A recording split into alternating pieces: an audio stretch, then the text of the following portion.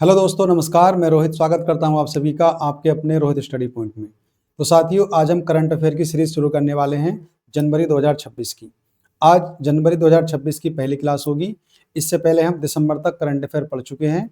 सितंबर, अक्टूबर, नवंबर, दिसंबर और सभी की पीडीएफ हमने अपने एप्लीकेशन रोहित स्टडी पॉइंट पर डाल दी है। तो जिन साथियों ने अभी तक एप्लीकेशन डाउनलोड नहीं किया है वो डाउनलोड करके वो सारी पीडीएफ दे सकते हैं और हमारे यूट्यूब चैनल से आप उन्हें वीडियो भी देख सकते हैं। तो साथियों, करंट अफेयर क्लास हम शुरू करते हैं। चलिए,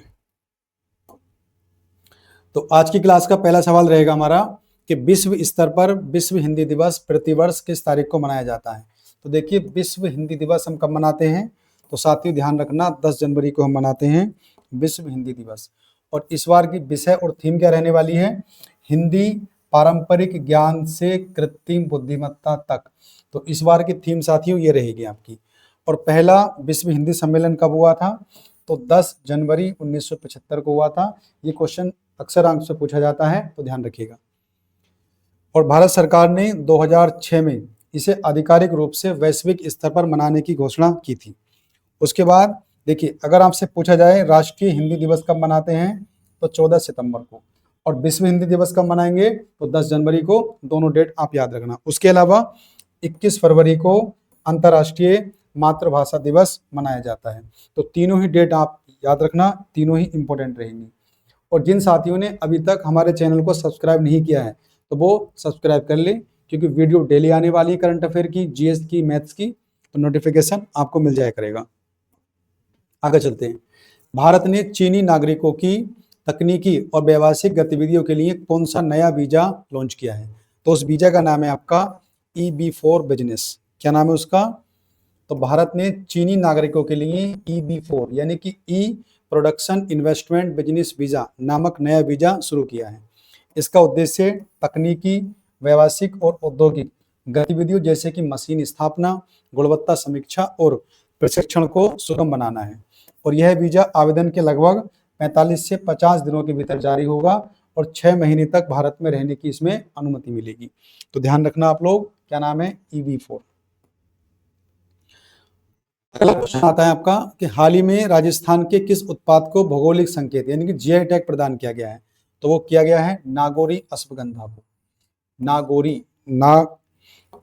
अश्वगंधा। तो राजस्थान का नागौर जिले में नागौरी अश्वगंधा को जीआई टैग मिल चुका है। और अश्वगंधा एक अत्यंत महत्वपूर्ण आयुर्वेदिक औषधीय पौधा है जो स्वास्थ्य लाभों के लिए जाना जाता है।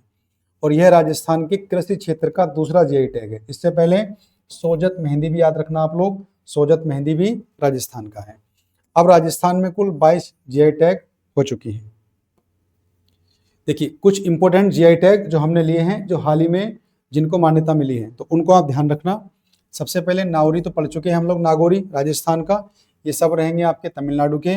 लेकिन गुजरात का और उत्तर प्रदेश के जो परीक्षाएं आपकी लगी हुई है जूनियर असिस्टेंट की, है ना, और दूसरी परीक्षाएं भी। तो अंबाजी मार्बल गुजरात का और जरी पोशाक कहाँ का? मथुरा उत्तर प्रदेश का। शहनाई वाद यंत्र ये भी बनारस का। तो तीनों ही आपके इंपॉर्टेंट रहने वाले हैं, ध्यान रखना। उसके अलावा इन सबको भी आप लोग पढ़ लेना। अगले क्वेश्चन की ओर चलते हैं। महिला एवं बाल विकास मंत्रालय ने CSR पहलों को सुव्यवस्थित करने के लिए कौन सा पोर्टल लॉन्च किया है? तो पोर्टल का नाम है पंखुड़ी पोर्टल। ध्यान रखना साथियों, पंखुड़ी पोर्टल। तो मंत्रालय ने पंखुड़ी डिजिटल पोर्टल लॉन्च किया है। और इसे कब लॉन्च किया है? 8 जनवरी 2026 को। आगे चलते हैं। इसके अलावा देखिए, और भी बहुत सारे पोर्टल हैं जो मैंने ले लिए यहाँ पे। तो पंखुड़ी तो पढ़ लिया हम लोगों ने। महिला एवं बाल विकास मंत्रालय, सुजलाम भारतीय ऐप ध्यान रखना आप लोग, श्री CR पाटिल के द्वारा। संचार साथी ऐप दूरसंचार द्वारा। मुंबई वन ऐप मोदी जी के द्वारा। वैसे ये सारे पढ़ लेना, इंपॉर्टेंट है। आगे चलते हैं। यूडीआई ने आधार सेवाओं के लिए कौन सा नया शुभंकर लॉन्च किया है? तो ये शुभंकर साथियों याद रखना आप लोग, इसका नाम क्या है? तो इस शुभंकर का नाम है आपका उदय।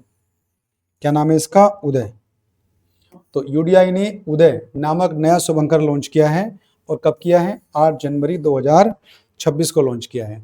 शुभंकर का नाम भोपाल की रिया जैन द्वारा सुझाया गया है और इसका डिजाइन तैयार किया है केरल के अरुण कोखर ने। तो दोनों ही इंपॉर्टेंट है।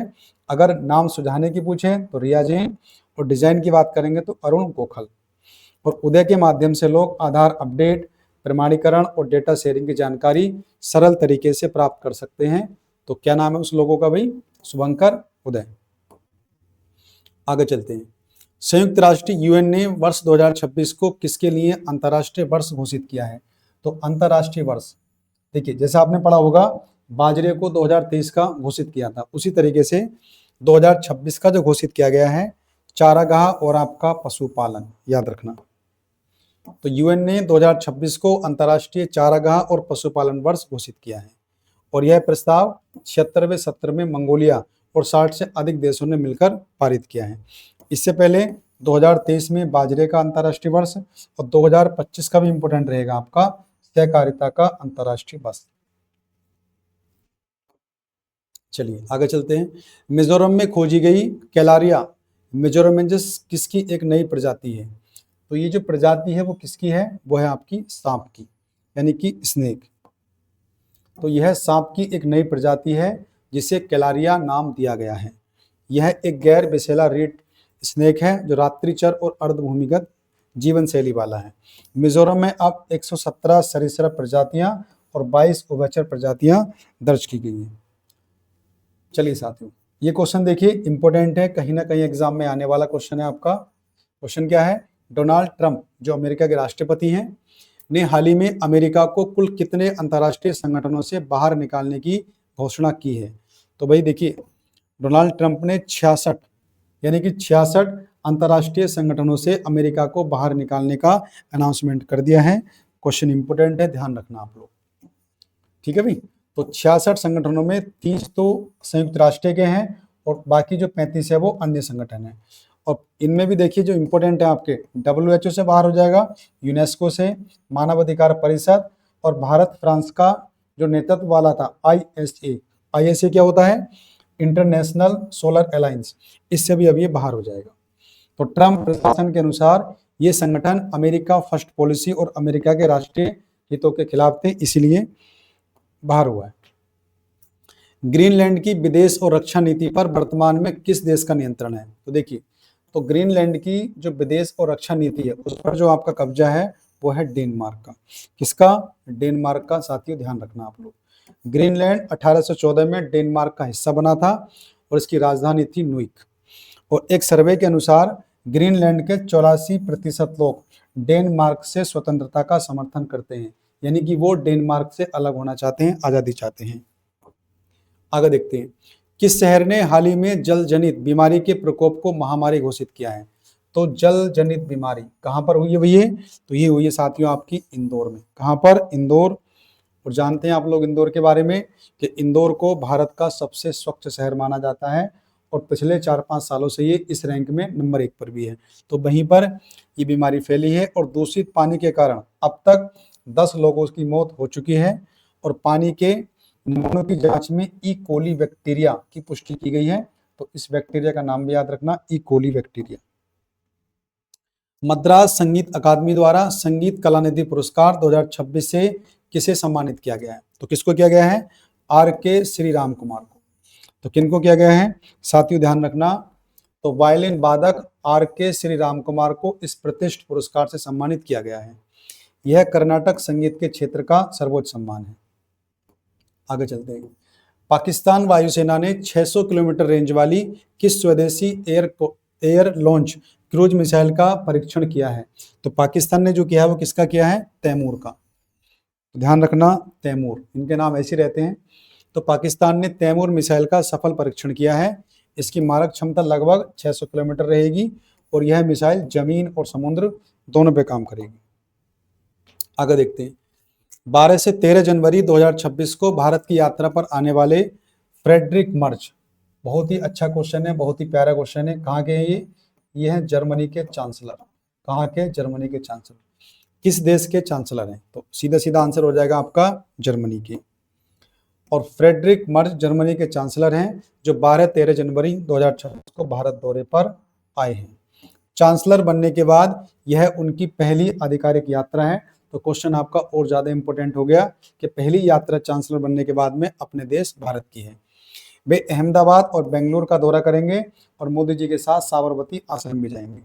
जर्मनी यूरोपीय संघ में भारत का सबसे बड़ा व्यापारिक साझेदार भी है। आगे चलते हैं। उत्तर प्रदेश में दृष्टिबाधित लोगों के लिए पहली ब्रेल लाइब्रेरी कहाँ खोली जाएगी? तो विश्व ब्रेल दिवस मनाते हैं ना, कब मनाते हैं? 4 जनवरी को। तो उसी दिन इसका उद्घाटन भी हुआ है। तो कहाँ पर? लखनऊ के अंदर। कहाँ पर साथियों? लखनऊ के अंदर। तो इस लाइब्रेरी या यह लाइब्रेरी लखनऊ में डॉक्टर शकुंतला मिश्रा राष्ट्रीय पुनर्वास विश्वविद्यालय में खोली जाएगी और इसका उद्घाटन लुई ब्रेल के जन्मदिन यानी विश्व ब्रेल दिवस के अवसर पर किया गया है। शुरू में यहाँ पर 4000 किताबें होंगी और भविष्य में यहाँ पर 10,000 किताबें होने तक की संभावना है। धर्मेंद्र प्रधान ने प्रधानमंत्री मोदी जी के भाषणों के किस उर्दू संकलन का विमोचन किया है? देखिए, ये क्वेश्चन आपका इंपॉर्टेंट रहने वाला है। और किसने किया है? धर्मेंद्र प्रधान, जो आपके मंत्री हैं। तो क्या नाम है? तो खुदवात ए मोदी लाल किले की फसील से। तो इस नामक पुस्तक में, तो पुस्तक का नाम क्या रहेगा? खुदवात ए मोदी लाल किले की फसील से। इसका विमोचन केंद्रीय मंत्री धर्मेंद्र प्रधान द्वारा किया गया है। इसमें 2014 से लेकर 2025 के बीच प्रधानमंत्री मोदी जी द्वारा दिए गए स्वतंत्रता दिवस के भाषणों का संकलन है। यानी कि मोदी जी पहली बार जो पीएम बने 2014 से लेकर और 2025 तक सारे भाषण का विमोचन इसी के अंतर्गत है। इसे राष्ट्रीय उर्दू भाषा संवर्धन परिषद ने प्रकाशित किया है। इसकी प्रमुख थीमें रहेंगी अंत्योदय, गरीब कल्याण, स्वच्छ भारत और राष्ट्रीय एकता। ये सब आपकी इसमें आ जाएंगे। भारतीय सेना ने किस नाम से एक आधुनिक युद्ध बल का गठन किया है जिसमें 1 लाख से अधिक ड्रोन ऑपरेटर हैं? तो भैया वो क्या है आपका? भैरव। क्या नाम है? भैरव। तो सेना ने भैरव नामक एक आधुनिक युद्ध बल का गठन कर लिया है। इस फोर्स में 1 लाख से ज्यादा प्रशिक्षित ड्रोन ऑपरेटर शामिल होंगे। इसे फाइट टू नाइट फोर्स कहा जा रहा है। क्वेश्चन इंपॉर्टेंट है, आप लोगों का ध्यान रखना। फाइट टू नाइट फोर्स, इसका मुख्य फोकस रहेगा ड्रोन आधारित युद्ध। इसने राजस्थान के अखंड प्रहार युद्धाभ्यास में अपनी मारक क्षमता का प्रदर्शन भी किया है। सिक्किम उच्च न्यायालय के नए मुख्य न्यायाधीश के रूप में किसने शपथ ली है? तो क्या नाम है उनका? Justice A Mohammed Mushtaq. ये बने हैं आपके सिक्किम उच्च न्यायालय के नए मुख्य न्यायाधीश। और शपथ कौन दिलाते हैं इनको? तो राज्यपाल। राज्यपाल कौन है सिक्किम के? तो ओम प्रकाश माथुर, ध्यान रखना। और सिक्किम हाईकोर्ट के वे 24वें मुख्य न्यायाधीश बनने जा रहे हैं, तो बन भी गए होंगे। इससे पहले वे केरल हाई कोर्ट में न्यायाधीश रह चुके हैं। देखिए, बहुत ही प्यारा सवाल है आपका एग्जाम में आने वाला। क्या सवाल है कि चावल उत्पादन में चीन को पछाड़कर दुनिया का शीर्ष उत्पादक देश कौन बन गया है? तो भारत ने चाइना को चावल के उत्पादन में पीछे छोड़ दिया है, ध्यान रखना साथियों। तो इसका आंसर क्या हो जाएगा? भारत। तो भारत अब दुनिया का सबसे बड़ा चावल उत्पादक देश बन गया है, इसने चीन को पीछे छोड़ दिया है। भारत का चावल उत्पादन 150 लगभग मिलियन टन था और चाइना का था आपका 145 मिलियन टन। और भारत दुनिया का सबसे बड़ा चावल निर्यातक देश भी है, याद रखना आप लोग। चावल उत्पादन में देखिए उत्तर प्रदेश, पश्चिम बंगाल, तेलंगाना और पंजाब, इनका शेयर सबसे अधिक है इन राज्यों का। प्रवासी भारतीय दिवस हर साल किस तारीख को मनाया जाता है? तो प्रवासी दिवस कब मनाते हैं? 9 जनवरी को मनाते हैं। और सभी साथियों को बता दूं, 9 जनवरी 1915 को महात्मा गांधी लौटे थे दक्षिण अफ्रीका से, तो उसी उपलक्ष्य में ये मनाया जाता है। तो यह दिवस 9 जनवरी को मनाते हैं और 9 जनवरी 1915 को महात्मा गांधी जी दक्षिण अफ्रीका से भारत लौटे थे, इसी घटना की याद में मनाते हैं। इसकी शुरुआत 2003 से हुई है, ध्यान रखना। दुनिया की सबसे बड़ी विद्युतीकृत रेल प्रणाली कौन बन गई है? तो देखिए भाई, दुनिया की सबसे बड़ी विद्युतीकृत रेल प्रणाली बन गया है अपनी भारतीय रेलवे। भारतीय रेलवे की बात करें तो लगभग 70,000 किलोमीटर के पूरे ब्रॉड गेज नेटवर्क का 99% से अधिक हिस्सा किसका है? विद्युतीकृत हो चुका है। तो समझ सकते हैं आप लोग, भारत पहले नंबर पे है। कर्नाटक के इतिहास में सबसे लंबे समय तक सेवा देने वाले मुख्यमंत्री कौन बन गए हैं? यानी कर्नाटक में सबसे अधिक समय तक जो सीएम बनने का गौरव प्राप्त हुआ है वो किनको हुआ जी? सिद्धारमैया, जो वर्तमान के सीएम हैं अभी भी। तो सिद्धारमैया कर्नाटक के इतिहास में अब तक सबसे लंबे समय देने वाले, सेवा देने वाले मुख्यमंत्री बन गए हैं। उनका जो कुल मिलाकर समय है 7 से 8 महीने से अधिक हो चुका है। उन्होंने पूर्व मुख्यमंत्री देवराज उर्स का रिकॉर्ड तोड़ दिया है। वे 2 बार सीएम बने हैं, पहली बार बने 13 से 18 तक और दूसरा कार्यकाल उनका 23 से चल रहा है, आपका 28 तक रहेगा, सब कुछ ठीक रहा तो। भारत के सर्वोच्च न्यायालय ने न्यायिक आदान प्रदान के लिए किस देश के साथ समझौता किया है? तो वो किया है भूटान के साथ में। इसमें क्या होगा कि हमारे उच्च न्यायालय में भूटान के जो क्लर्क वगैरह होंगे वो काम करेंगे और हमारे जाके भूटान में करेंगे, और जितने दिन वो रहेंगे उनकी सैलरी वैलरी कोर्ट के द्वारा दी जाएगी। तो भारत के सर्वोच्च न्यायालय ने भूटान के सर्वोच्च न्यायालय के साथ समझौता किया है। इस समझौते की घोषणा मुख्य न्यायाधीश सूर्यकांत जी ने की है। और भूटान से आए क्लर्क्स का यात्रा व्यय भारत का सर्वोच्च न्यायालय वहन करेगा और उन्हें मानदेय भी देगा। यह पहल भारत की पड़ोसी पहले भैया नीति के तहत क्षेत्रीय सहयोग और न्यायिक संबंधों को बढ़ावा देगी। प्रधानमंत्री मोदी जी ने बौद्ध अवशेष प्रदर्शनी the light and the lotus, बहुत ही अच्छा सवाल है आपका, एकदम एग्जाम में आने वाला। The light and the lotus का उद्घाटन कहाँ पे किया है? तो ये उद्घाटन किया है नई दिल्ली में। कहाँ पे किया है साथियों? नई दिल्ली में किया है। और कब किया है? तो 3 जनवरी 2026 को। इसका पूरा नाम क्या होगा? The light and the lotus relics of the awakened one. इसमें भगवान बुद्ध से जुड़े पवित्र पिपर हवा अवशेष प्रदर्शित किए जाएंगे।